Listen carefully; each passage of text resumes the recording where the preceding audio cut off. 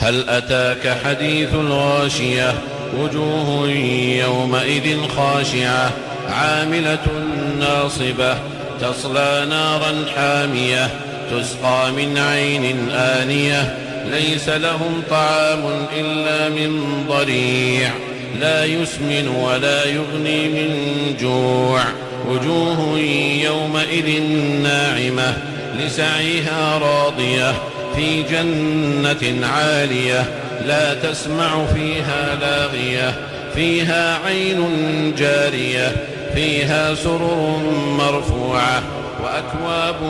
موضوعة ونمارق مصفوفة وزرابي مبثوثة أفلا ينظرون إلى الإبل كيف خلقت وإلى السماء كيف رفعت وإلى الجبال كيف نصبت وإلى الأرض كيف سطحت